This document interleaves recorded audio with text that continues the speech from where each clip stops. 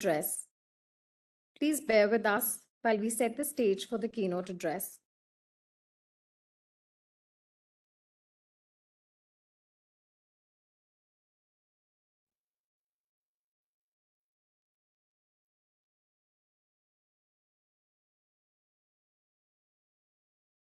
To address the evolving needs of end users, students, educators, and healthcare system, medical education must continue to innovate while staying learner-centric. Bridging gaps in accessibility, incorporating emerging technologies, and fostering a supportive environment are critical for preparing the next generation of healthcare professionals. To assimilate more on the subject, let's move on to the keynote address on personalized medicine in the AI era. I welcome our chairperson, Lieutenant General A.K. Nagpal, Vishesh Seva Medal, Director Super Speciality and Head of Department Medical Gastroenterology, Bharatiya Vidyapeeth Deemed University, Pune. He is an alumnus of Armed Forces Medical College and has done his DM Gastroenterology from the prestigious Institute of PGI Chandigarh.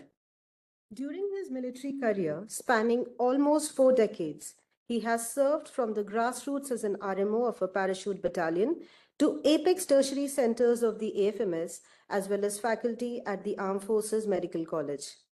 Post-retirement, he continues to be active in academics as well as medical administration. Please join me in welcoming Sir to the stage, and Sir, I request you to please take over the proceedings. Yes, sir. Sir,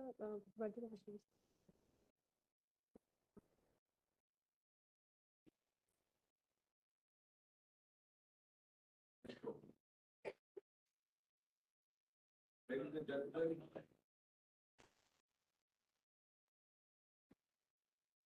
huge thanks to the Australia team for having me on board for this very momentous conference. It's a unique occasion for me because I'm chairing the session where I have two very dear and friends with whom I share a long association, professional association.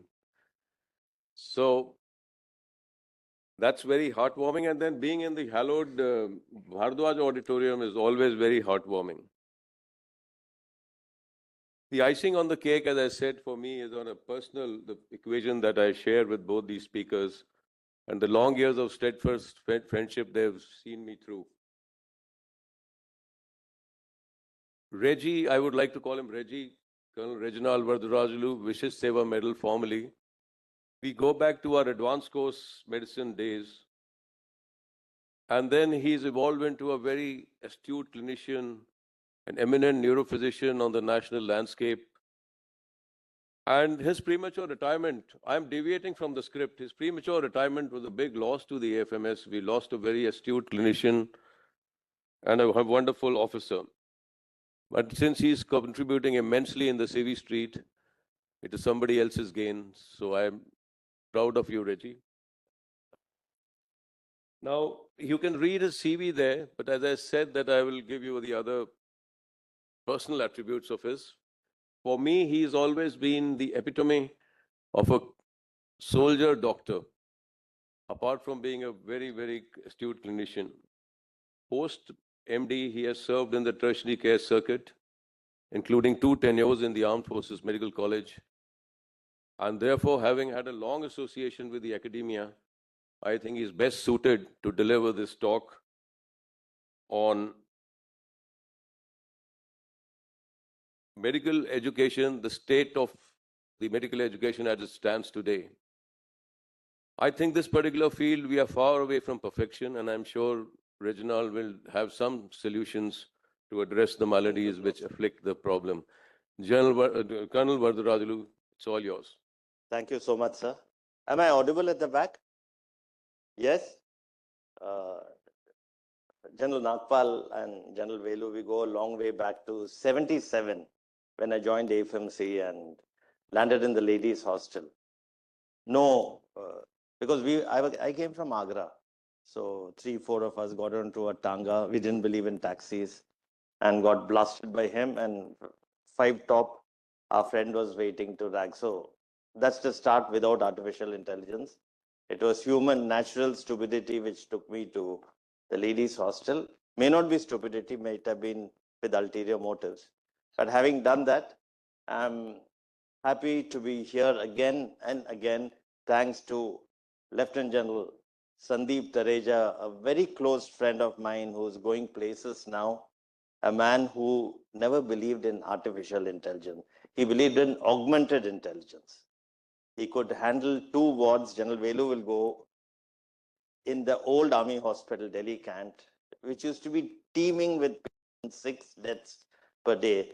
So I had to only have one go-to person, then Major Sandeep Tareja, because I was also a major like him, and we were trying to sort out things. And we had General Velu there to, put his hand on top of us and say, just go ahead, don't worry about the fatal documents. So that was the era in the past. But to tell you, let's start. We have come a long way. We have come a long way in end user. And I take the foundation course for medical students in my medical college, and there are 150. Now there's going to be 250. It's totally dog eats dog. So you're really privileged to be on the tip of the iceberg. How many of you are the tutors? Put up your hand. Jafar, you're not putting up your hand. You're a tutor. And how many of you are the tutored students? Any undergraduate students here? Or PGs? That's okay. Nursing students? No, all are tutored. Fantastic. So you see, finally, in any development or innovation, the end user is forgotten. The end user can never, that's what I was talking to one of my students the other day. I told them, what do you feel about AI? They said, sir, the AI, the patient is the final point of contact. The robo can never be. So robo can never develop a snake bite. He can never get a GI bleed. So how does it all work? Human versus human, robo versus man. Will a time come when the end user, that's the human being, becomes irrelevant? May not be. So with that preamble, I start to tell you an end user's viewpoint on not artificial intelligence, augmented intelligence is a better term to use, because we need to be part and be relevant to the whole thing. We also need to know that there's a lot of work going on in Harvard Medical School, and this is, I'll quote Bernard Shang. He's a great educationist who says maybe once in few decades, a true revolution occurs in the way we teach medical students. And that's true. Because when I did anatomy, I just didn't know where the peritoneum was. Obviously, Vijay Sagar will tell me that he's able to teach the peritoneum better than what I would have learned. Because I used to doze off, I just thought it's a blanket kept in the abdomen and it had various spaces. No, it has changed the way, and that has come with the AR, VR technology, in which the person puts on the goggles, knows that these are connected with ligaments to the bone, and it has a relevance. It gives the protective sheath, but no one really could tell us, because Gray's Anatomy is a huge book. How many of you read Gray's Anatomy? It's a huge book, and some of us who have passed with Kunji's, UP Inter, and come to AFMC, we would have found it very tough. Yeah, we found it really tough to get through all those carbohydrates, metabolism. I remember Somani put me against the wall and told me, you only 2 out of 50. I'm going to write to your dad, because I was in the cricket team. So I stopped playing cricket, and I've never played cricket after that, because it's scary. So I think if there was AI then, maybe I would have still managed to do something. But then sleep is something we can't escape. So there comes a time in life when there's a thing called disruption. There was a time when disruption made way in the form of the GPS and Google Maps. No one stops at the street and says, Bhaiya, how do you go to Para Center in Bangalore? You'll never find your way. Para Center in Bangalore, the Bangalore traffic is so good, it may take you to Mysore. But the GPS helps. So also, let us warmly welcome the new kid in the block called AI, and medical education. But you have to know one thing. The end user is the student and the teacher, but there are a lot of unseen variables around. The hardware experts, the computer guys, the UIX developers, the software as service designers. I run a center next to the tech park in Bangalore. So many SaaS platforms have come to work out. One SaaS platform is the Swiggy. So you may have great SaaS platform, and as Praful put it across, maybe we might have to break the AI and LLM models into silos, because it's going to be a huge thing to, if you go through the CBME curriculum, 3 volumes, and each volume is made in such a way, you don't know, competency 111, the principal comes to me and say, well, which competency are you taking? Sir, I'm taking consolidation. He said, that's not the competency you're supposed to take. You're supposed to take upper motor neuron. From where do I find that upper motor neuron patient? So the world has moved. The NMC is very clear in its dicta that you have to adhere to the CBME. And if it's CBME, we need some AI assistant, a human. Firstly, I told you, you're cream de la cream, tip of the iceberg, no problem. I think Ranjit Nair can post anyone he wants into this college. Not so in private medical colleges in rural India. No one wants to come there. UP is going to have 75 government medical colleges soon in district hospitals. Nakwal sir, you know how it is. How are we going to handle 75,000 to 1 lakh students by tutoring them about medicine curriculum? It's going to be a very tough ask. Students will get high marks, but when you go to the casualty and you have a mass casualty or you have unknown poisoning, those are the times you start thinking, are we running a very truncated course? Because it's difficult. It's really difficult to, handle it. And that's why when we talk of AI in education, it will help in the teaching. There'll be intelligent tutoring systems. You're supposed to do what are called as small group discussions. Do you all do that, small group discussions? In 10 rooms, you put 20 students. Vijay, you must be doing that. Where's Vijay? No. But where do you find those 10 rooms in a district hospital? So AFMC, you can get anything done. General Sandeep Tareja can just order something and just move it. But in a rural medical college, to get 10 rooms, great difficulty. So if you want uniformity in medical education, we need to probably get some of this EdTech or MedTech platforms. And I think the best MedTech platform can be developed from the Armed Forces Medical College. Am I right? You have enough people who can speak. Jafar already runs ATLS courses all over. And you people can have certifiable courses running from here, like the Walter Reed Institute, in US. So my job with my IQ now below 100, I cannot tell you too much about AI, but I can tell you the right place to do the AI from.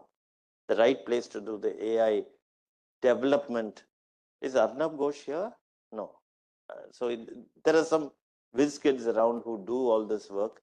You need a collaborative model. You need a place where, and I think this is one great place where you can have an AI kind of work going on to develop a center of excellence, because commitment doesn't come easy.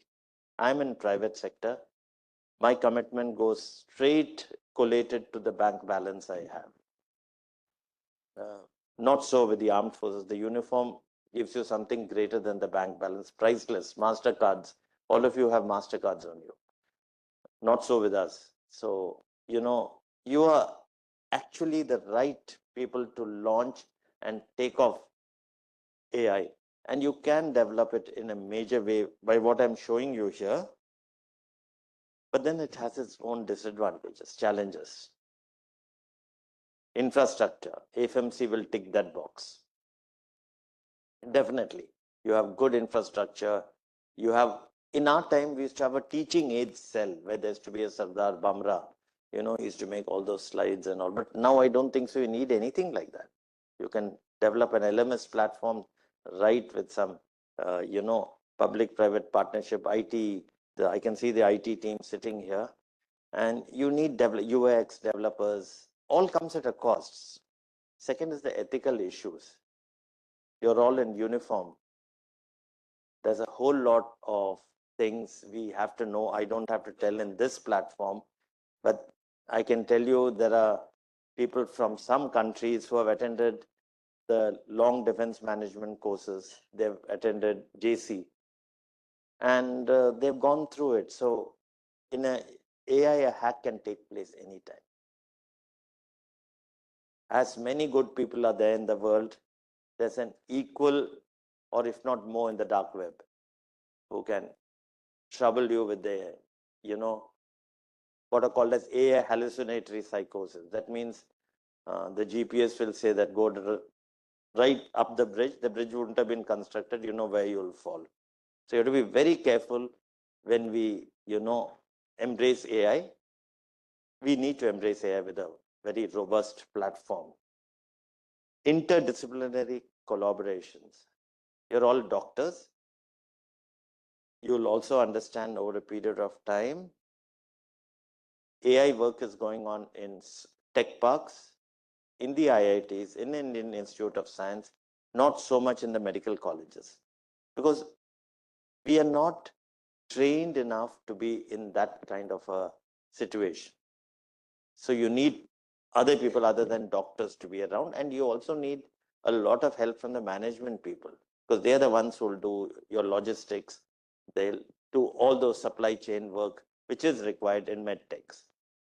Cheating and plagiarism, as you'll know that I can write a personal statement by just putting a meta AI. This is another big problem, technical malfunction. In KGMC, I work for Medisys EduTech, a company which makes this CBME. We said it's a plug and play. We played, nothing came on. To get someone to work on that becomes a problem. So that's where you should know that there's a thing called STARA. Has anyone heard of STARA? STARA. This is smart technologies, artificial intelligence, robotics, and algorithms. This is one impeding factor in development of AI, the STARA awareness. You need all these to make sure that we can incorporate AI into what you do. You need to know that AI in medical education, I'm not talking about healthcare. That's totally a different AI, stethoscopes, point of care, precision medicine. That's totally. The user it's an innocent kid who is coming from 12th standard. Now I don't know whether he's been exposed to AI in 12th standard. He's sitting in Allen and all those Chaitanya tech schools and MCQ after MCQ. No, you have to be very clear how you put him onto AI or how you get him into the AI platform. And finally, this lack of evaluation method for educational strategies, that's okay. That can be done by a lot of, review, and there's curriculum review which goes on. Advantages, cost effectiveness. I don't believe this statement because LMS platforms cost a lot if it's done in the proper way. And now 1 lakh students, we are supposed to be training 1 lakh students. AFMC, fine, but there are other colleges as well where you might have to apply this model. There's a lifelong journey. We can't, and it's evolving. Since it's evolving, we can't use archaic methods now. We need to change as we move on. I have 9 minutes, sir. I will stick to it. Nagpal, sir, I'll stick to this 9 minutes. I won't go beyond. And the force for, incorporating AI has come from the World Medical Association, trickles down to various national medical bodies to definitely use AI. A lot of hype, a lot of work. Good to have it, but we need to lie low, go slow, and reach a point. But again, this is the best place to start an AI platform for medical education to reach a level of excellence. Various forms of AI. There's a teaching assistant, learning management systems, LMS platforms, attendance is taken, the competency 1.11, how to show knee jerk is taught. These LMS platforms have developed over a period of time. There are various LMS platforms. I don't know, are these LMS platform vendors attending this conference, sir? Are they attending, any of them? And if they're attending, it's good.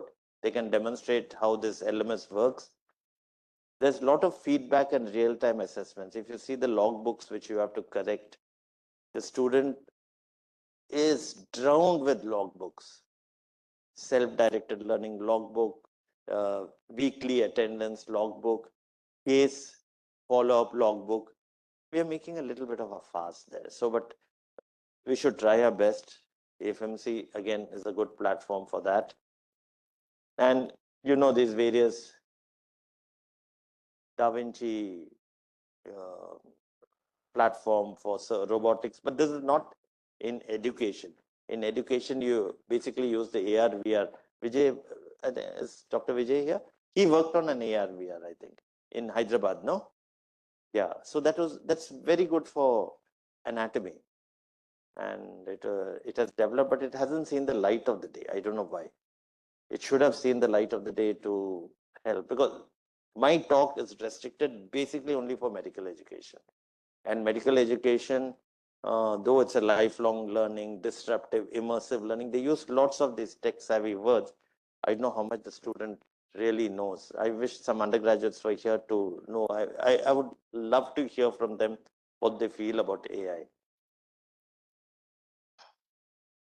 There's ITS, there's intelligent tutoring system. I think it's all part of the whole 2-day workshop. You're going to be seeing a lot of this.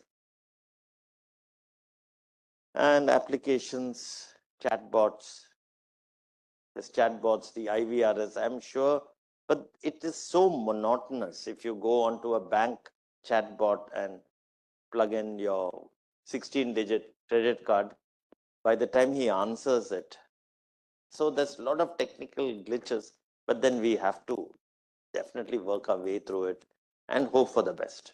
We have to hope for the best because now even a coconut seller, you use the Paytm to pay. So why not medical education get something good to work on? That doesn't mean our brain is becoming numb. Our kids are really smart. They know more about smartphones than us. This is a very good thing. This Canadian Air Force had come with this, where they give you scenarios, and to get the right answer, what they call is the DS solution. You have to really attempt it so many times. You have to attempt it so many times, and it comes like for a person, post-operative case, chest pain, suddenly sweats, his ES shows S1Q3, T3. The diagnosis there, abdominal sepsis, investigation of choice, pulmonary embolisms, and so on and so forth. But we have to know medical education in India is not metro restricted. We need to take it 20 kilometers away from a metro to see what's happening there, where the golden hour is thrown to the side because the purse is more important than the golden hour. Sepsis guidelines, who cares? Because you don't get the antibiotic there. Used in research, a thing called Research Rabbit. Again, education, by the time you know the triad of medical education, STR, service, training, and research. Service done by the clinicals, training right from first to third years, and research we should start using, and it's very good to use AI in research to get the algorithms and things like, I remember Pramanik was with me in 2003. He said, sir, why don't we develop an algorithm for hyponatremia, for sodium correction? I said, how will you do it? He said, sir, I can do it. So he came up with a fantastic algorithm. So you guys have the brains, and you can pave the way away from natural stupidity, which archaic guys like we have. Emotions is something, it'll take time. So that's what, but then in another 30 years, you'll be there.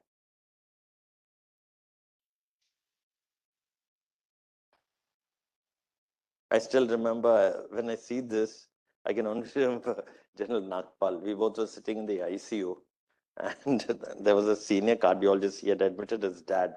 We saw a flat line. We didn't even look at the patient. We went and thumped him on his chest, Charanjit's father. And that guy walked up and said, "What has happened to me?" So don't depend too much. You need an interface between the patient and the monitor which you're observing. So you need augmented intelligence. Artificial, fine, you see the line, flat line, CPR start. So we almost kind of shockable rhythm we thought we'll put him through, but thank God he got up here. See, technical glitches, human errors. Let's be ready for all this. Ethical concern, standardization, huge, big data. You need big data to handle all this. But I'm restricting my talk, keeping the poor undergraduate in mind, because he's the guy who's going to be burdened. One is using AI as a tool. One is teaching him AI. Teaching him AI is going to be tough. It's like teaching biostatistics in first term. That is the only class people miss. You have to examine AI. It's out of course. We were not going to be marked, because every student who comes, he's looking at his marks. He's looking at an escape route. Visa stamping chahiye usko. That visa stamp is pass. With Jaikar, without Jaikar, pass. So when I conclude, 1 minute I have, isn't it? So to conclude, students currently studying medicines are born into a generation immersed in technology. They know technology even better. You see babies in the airport, they'll be playing with all these gizmos. They understand the world around them better than us. They know everything they can access. So their wiring is better. So their natural neural networks match the artificial neural networks, and probably they are made for the new AI era, which we are going to be, watching peacefully and hoping that a robot doesn't handle us. So finally, you have smart home, smart car, smart watch. But who's that guy in the middle? I hope that doesn't happen. I just hope that doesn't happen. And as William Osler has put, one of the first duties of a physician is to educate the masses. Please look at medicine as another option unless you have a passion for it. Don't take it for the lucrative money. Stay clear unless you're passionate about it. Because as Pink Floyd said, and Jafar knows this song well. Jafar? Because I've taken him in my student scientific society, and finally we don't want a brick in the wall, though I paid for the brick today. So that brick in the wall should never be formed.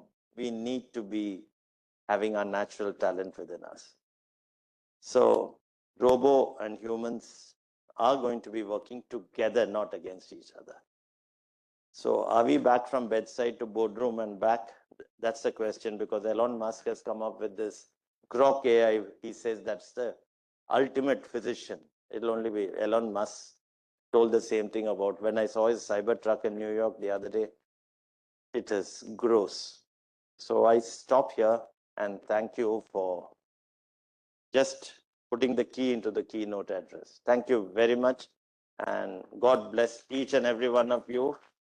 And I hope the AI platform comes from the Army and the patent comes to Army. General Sandeep, a good initiative. And I'm sure you'll make sure wherever you sit that this comes back, because this is your brainchild. You please keep holding it and taking it to another level. Thank you. Thank you. As always, Colonel Vardarajulu has spoken from the heart and he's touched upon the nitty-gritty and given us a glimpse of the way forward and how the hurdles can be overcome. In my interactions with interns and PGs where I work, I was quite enamored and quite sort of horrified to see an app called Marrow. I wonder if those kids have everything on their palm top. And Marrow makes up for the mediocrity of our teaching faculty. Barring AFMC, I'm telling you, we are a cut above the others. Barring AFMC, there is mediocrity in the teaching faculty.